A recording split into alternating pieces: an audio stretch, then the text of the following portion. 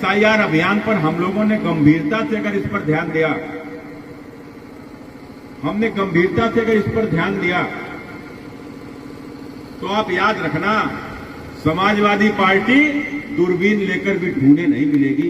इस एसआईआर अभियान और उनके ताबूत पर अंतिम कील साबित होने वाला है।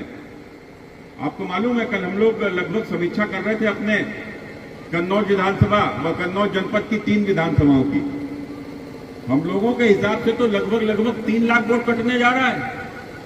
मैंने 3 विधानसभा में 3 लाख वोट। आप सोच रहे हो अखिलेश यादव जीते कितने वोटों से? 3 लाख वोट केवल वहां कटने जा रहा है। रसूलाबाद और विधुना भी बाकी पड़ी हुई है। आप समझो, अगर 2-3 लाख वोट भी इन सारी विधानसभाओं में अगर कट गया, तो ये वोट किसका कटेगा? इस वोट का नुकसान किसको होने वाला है? हमारा कोई नुकसान नहीं होने वाला है। क्यों नहीं होने वाला? देखो, बात बहुत जिम्मेदारी से कह रहा हूं, बहुत सही बात कह रहा हूं। लगभग फर्जी वोट हर बूथ के ऊपर है। माने कोई मर गया होगा, बेटी की शादी हो गई होगी, कोई बाहर रहने चला गया होगा, लेकिन उसके बाद भी उसका वोट बना होगा। सब जगह है, हर बूथ के ऊपर है।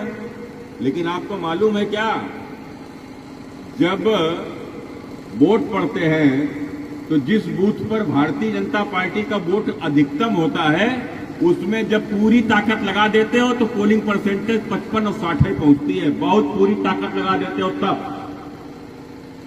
और जहां पर समाजवादी पार्टी का बूथ होता है, आपको मालूम है, आपके विधुना विधानसभा में 90 बूथ ऐसे थे जहां समाजवादी पार्टी को 90% से ज्यादा, माने 90-95% से ज्यादा वहां के ऊपर पोलिंग हुई और 99% वोट उन्हीं को मिला। बताओ, संभव है क्या? अरे जब तक मरे जिए नहीं डाल लिए, बाहर वाले नहीं डाल लिए, फर्जी नहीं डाल लिए, तो 90 आखिर हो कैसे गए?